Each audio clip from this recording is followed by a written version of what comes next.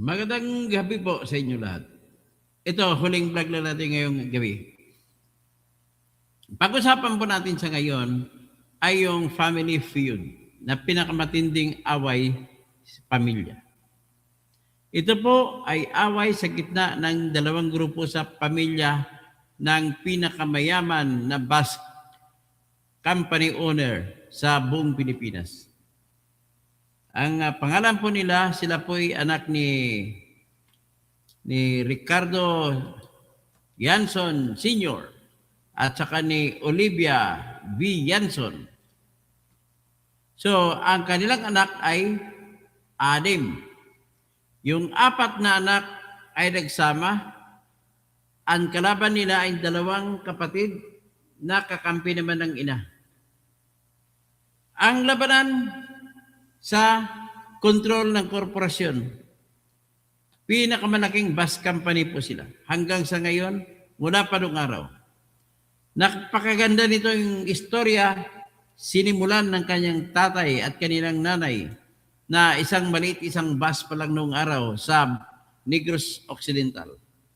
Ito po ngayon ay biyahe Mindanao, biyahe ng Cebu, biyahe ng Bohol, biyahe din ng galing Iloilo, papuntang Batangas, papuntang Maynila. Yan po yung mga series liner at saka yung Bachelor Express sa kanila din, yung Mindanao Transit sa kanila din yan, ang Rural Transit sa kanila rin yan. Ano pag iba, dami-dami nilang mga bus company. So, ngayon, you can just imagine how they could manage. Napakalaki, no? At iba-ibang lugar pa. Ang dati malaking bus company sa Iligan, naalala ko, yung Fortune Express, binili rin nila yan. Napunta na sa Bachelor ngayon yan. So, marami silang mga iba pa. Actually, inaalok nila yung mga bus company namin doon sa South Cotabato na yung Yellow Bus Line. Inaalok din nila. So, ito po, sa gitna ng katotohanan na marami silang pera, ay ang mga magkakapatid po ay nag-away-away. So, mabuhay si Oliver Franco.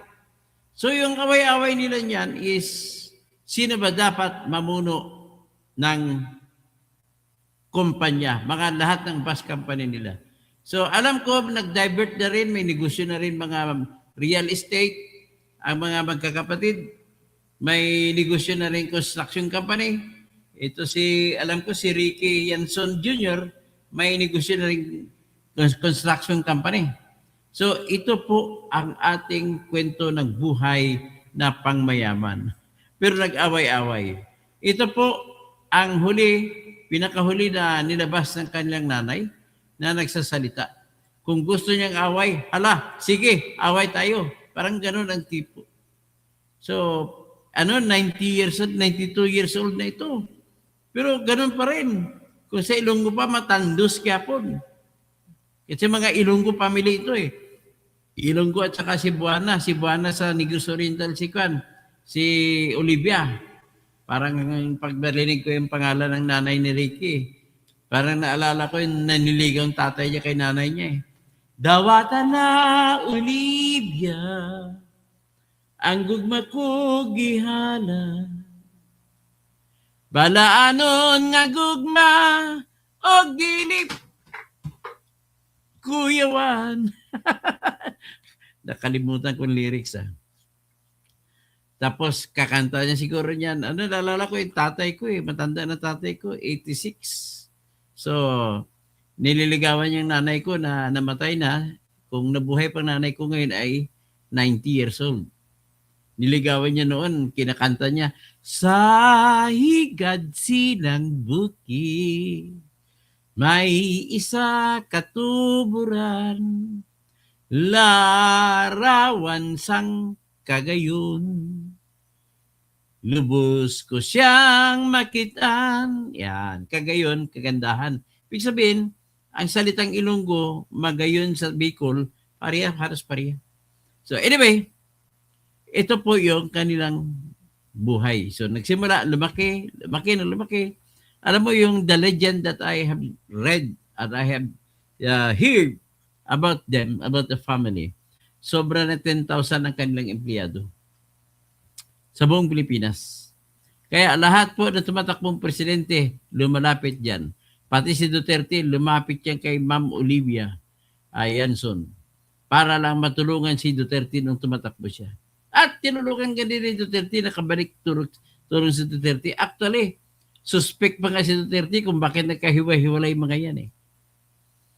So anyway, ito po, nung buhay pa yung tatay nila, si Ricardo Yanson Sr., ay nagpagawa po sila magkakapatid. Pinirmahan ni nanay nila na si Olivia, ni tatay nila si Ricardo Sr., at lahat ng mga anak. So tingnan natin sino ba yung mga children. Alamin natin the children.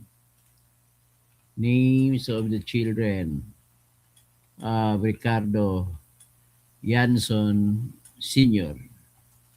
and Olivia Yanson Sr. Yanson.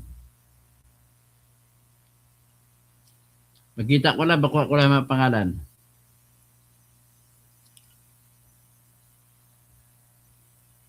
So base sa nabasa ko po sa mga lumalabas sa media, lalo sa digital media, digital news pa yon, ay tingnan natin. Ano ba yung pangalan ng media na yun? Ay hindi ko makita pangalan ng media na yun ah.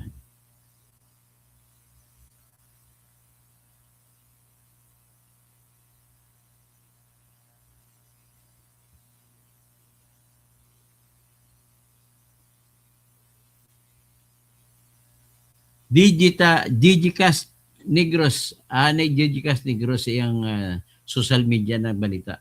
So nabalitaan ko rin po ay ganito po yun. Buhay pa yung kanilang nanay at tatay ay ang ginawa nila, nagkaroon sila ng agreement na kung tawagin nila ay parang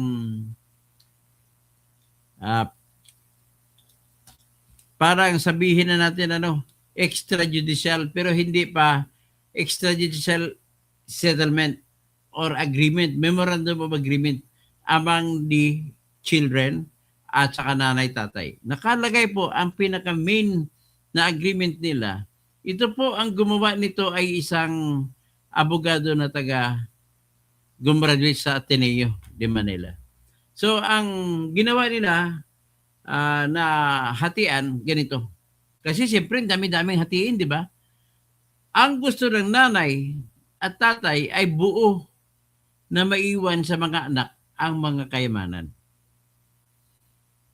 Nagiging family corporation na to, ayaw nila mapunta kahit konti sa ibang tao. So, ang ginawa, pumirma sila lahat ng magkakapatid at pati yung tatay nila. Sino ba yung mga magkakapatid? Yan, kinukuha. Ang magkakapatid po si Roy V. Yanson, yung pinakamatanda. Ay, hindi pinakamatanda, pinakaagot ito, kundi pinakabata. Tapos Emily V. Yanson. Tapos si Jeanette Yanson Dumangkas. Dumangkas ng apelido. Tapos si Maria Lourdes Silina Y. Lopez. Yanson Lopez. Si Ricardo V. Yanson Jr. Si Leo Ray V. Yanson, the youngest. Ito pala ang naghawak ngayon ang bumubuo ng Y2 ay si Leo Ray V. Yanson at saka si Jeanette Yanson Dumangkas. Yan. Ang kasama nila, nanay nila. So, sabihin na natin ganito wala po silang tinatawag na specific na shares of stocks about isa. I-assume mo na lang na nakabase sa batas. Nung buhay pang nanay at tatay, ang may-ari ng lahat ay nanay-tatay lang. Kaya that explains also the reason siguro kung bakit wala silang mother corporation na kung saan ang mother corporation ang mamay-ari ng mga shares. Kumbaga, parang individual na to, pero yung nagtayo sila ng kumpanya, daming kumpanya, may series. may Mindanao Star, mayroong Rural Transit, mayroong Balyacar Corporation, mayroong Series, mayroong Bachelor Express. So, yan po, tayo sila mga kumpanya. Tapos, nung hinati-hati na to, sabi sa kanilang agreement, nakalagay doon, kung mamamatay man, kung sino sa dalawang mag-asawa ang mauna, kapag mayroong mamatay, si Yanson man o si Olivia, ay automatic, ang lahat ng kayamanan ay mapupunta sa lahat ng mga anak. So, 6 na mga anak. So, in effect, kung yun ang masusunod na kontrata, hati-hatiin ng lahat ng mga magkakapatid. Equal hati. So, 6. Alam mo, pag sabihin mo lang 100 billion, may 100 billion. Sa tingin ko may 100 billion, mababa pa yan. Ang kanilang kita. Sa tingin ko, umabot pa ng ano yan, kalahating trilyon. So kung gano'n, halimbawa sabihin natin 600 million, billion ang kanilang kayamanan. At kung namatay si Ricky Senior, namatay, so automatic, matitrigger ngayon yung pag-agreement na magpapatupad na. Magiging pag-ari na ng 6 na magkakapatid. 0 na yung nanay. Ngayon ang nanay, pero titira yung nanay, bigyan din siya sustento hanggat siya'y habang siya'y nabubuhay sa mundo. Ganon po ang agreement. Ngayon, ang nangyari, dahil because of that, namatay ang tatay, so nag-take over ngayon ang majority at pinatakbo yung pinaka-mother corporation. So, majority, 4 sila. Si Ricky, sino pag iba?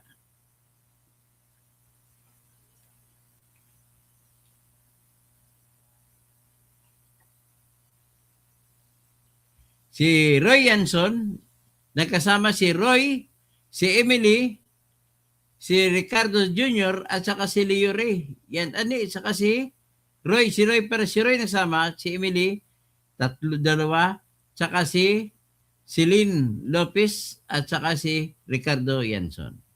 Ang kalaban nila, si Leo Ray na pinakabunso, at saka si Jeanette. Kasama nila ang nanay nila. Pero nung kinuha pala, nung namatay tatay nila, kinuha na ngayon ng 4 ang management ang pagpapatakbo sa kanilang korporasyon.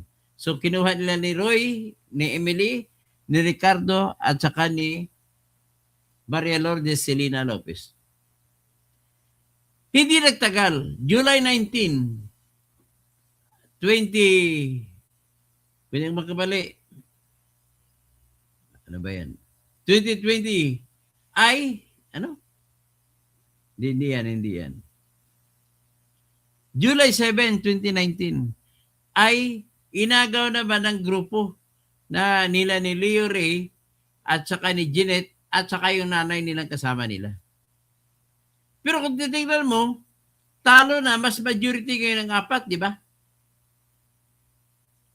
Pero, nung nakuha na ng 4, inagaw nila sa kay Leo Ray na bilang nagmamanage.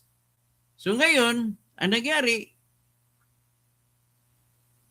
lumaban yung nanay at saka yung 2 niyang anak. Kalaban na yung 4 na anak niya. Anong katwiran ng nanay? Hindi ako na, sabi niya, hindi daw siya na-informahan ng maayos dun sa kontrata na yun. At bago niya pinirman, kaya pina-anal ko. Parang gano'n, ina-annulment. Within 5 years, pwede mo ma-anal kung feeling mo naloko ka sa kontrata. So, nangyari, inagaw nila, minintin nila na sila ang majority kasi ang share ng nanay kung walang agreement ay kalahati ng conjugal property. Pag hinati mo ngayon, ay kung hindi na sa conjugal property, may mga anak, na sila? Maghati-hati ngayon ng Ang paghati-hatian ng mga property is kalahati lamang na napertain sa tatay nila. So ang tatay nila ay, sabihin natin 100 billion para madaling kumpitin. 100 billion pala ang kanilang propiedad. Namatay si tatay, naging 50 billion ay, ang isang 50 billion itatago ngayon ng babae, si Olivia Yanson. So ang paghati-hati nila yung natirang 50%, 50 million. So ilan sila? 6 na magkapatid plus isa na ina. So 7 divided by 7. So ang mangyari niyan is 10 divided by 7. So 10, 7 is 1, may extra na 3. So sa 7, 30, 3 times 27, 27. So 1.3333 ang 13%, 13.33% ang bawat isa. Kung pantay dun sa kalahati. So, kung 13.33% ang magkano share ng nanay? Kung susundin na ibasura yung agreement, 50 plus 10.33, 60.333. So, majority sa ngayon, kung isama yung dalawang anak niya na share 10.3, 10.3 magiging 26.7. So 26.7 plus 50, that is 87.7 ang share per percent. So ngayon, ang natitira ngayon sa apat na magkapatid, so 100 minus 87, that is 22.3% ang natitira sa apat. So with that, talo ang apat. Pero ang mangyari dito is, para may tuloy ito, nagsampa ngayon yung nanay sa korte sa Bacolod na ipinabaliwala yung agreement. Ang ginawa sa agreement, kung mo nagdesisyon ng korte, sinabi ng RTC, invalid, null and void yung reklamo, annulled na ang estate planning nila. So kung annulled na, masusunod ngayon yung gusto ng nanay kasi majority siya. So ito, salitang Ilonggo, pagkatapos niyan, ibig sabihin, kung yan sundin, talo yung magkakapatid. So meantime, noong nagmamanage pa ang magkakapatid na apat, ay nilipat nilang 803 million na pera sa bangko, nilipat nila sa kanila. Hati-hati yung mga apat. Siguro hati-hati. Hindi ako sigurado kung hati-hati. Basta may nilipat, 803 million lahat. So ngayon, because of that, kinaswan sila ng qualified tip ng nanay nila. At nilabasan ng Regional Trial Court ng Bacolod ng warrant of arrest sila ni Ricky Jr. So hindi natin alam wala sa bansa si Ricky Jr. Pero hindi lang yun ang pinakahuling kaso yun. Ang unang kaso ay criminal case na kung saan kinasuhan niya ang mga anak niya na ang tinatawag na pamimilit, grave coercion. Hindi ko alam kung anong malakan kasi hindi ko alam yung nangyaring yun. So ganun bang nangyari? So in other words, pakinggan natin ang fighting words ng kanilang nanay.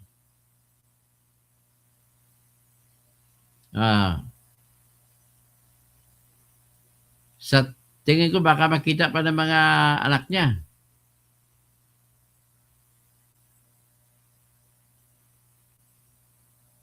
Yan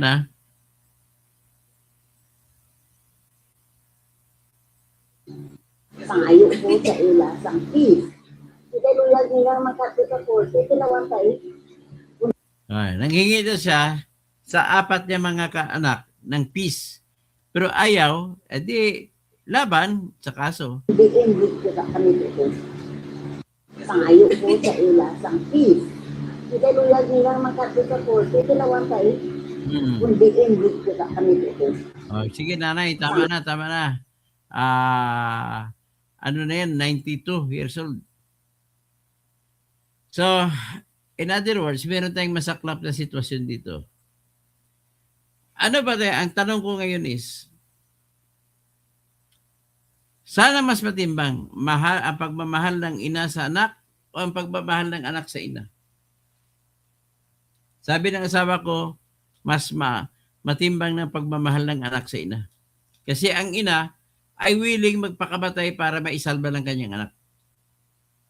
Pero ang katotohanan naman, yun ay kung maliliit pa yung mga anak. Kung malalaki na, suwail na. So, ganun po yung sitwasyon nito. At hindi na ako magtatagal. Sa akin lang ito lang muna. Kasi mag-vlog tayo patungkol dito. Magandang kwento nito. So, isa-isahin natin ito. Parang Trilyonaryo News Channel, TNC. So, yan lang po So, magandang gabi sa lahat. Sa mga taga Negros Occidental, maayong gabi sa inyong tanan. Sa Negros Oriental, maayong gabi sa kaninyo. Okay, ito po ang ating istasyon. Toto Kaseng Tirador! Sabi ni greatest Ilocano singer, Freddy Aguilar, ang nagwawagi ay hindi umayaw. Ang umayaw ay hindi nagwawagi. Sabi ko naman, walang api kung walang magpapaapi. At isa pa, laban. Laban lang. So, kasi ang lahat ng success ay pagpatuloy lang. Sino pang iba? O sige, paki-like na lang.